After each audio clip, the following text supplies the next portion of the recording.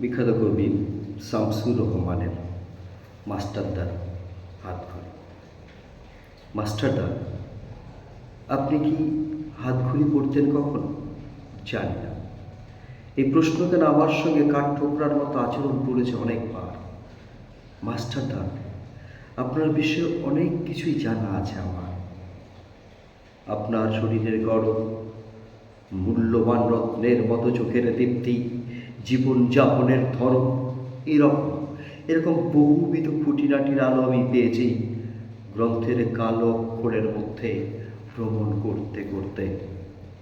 কিন্তু মাস্টারদা, আপনি কখনো হাতঘড়ি পড়তেন কিনা আজ অবধি আমার জানা হয়নি।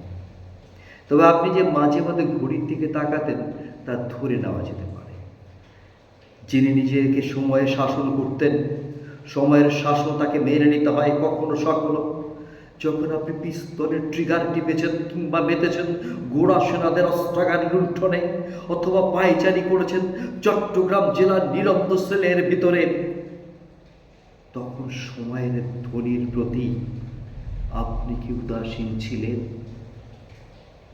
মাস্টারদা, সেই যে মাঝে মাঝে আপনার কণ্ঠোচ্চারিত এক উচ্চ শব্দ, সেই অনুসারে আপনি নিজের চোখেও শুনতেন, কানেও দেখতেন।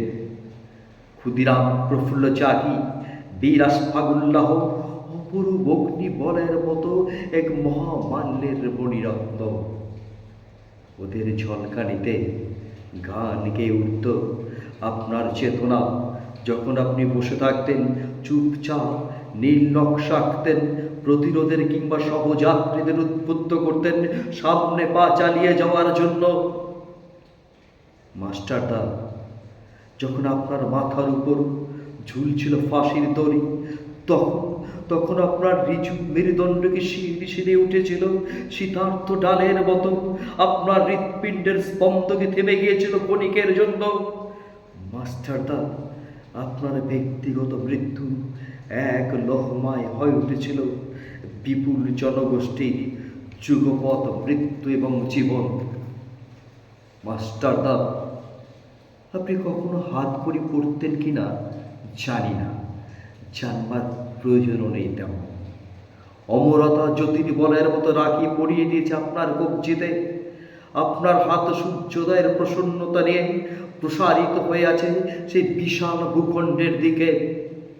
ভাবিকাল যার ডাকনাম, এবং একটি অলৌকিক হাতঘড়ি যা আপনি হয়তো পড়েননি কখনো, অথচ আপনারই নামাঙ্কিত ক্রমাগত বেজে চলেছে আমাদের হৃৎপিণ্ডে অনন্তের রুদ্র নিঃসীম ঝালরে।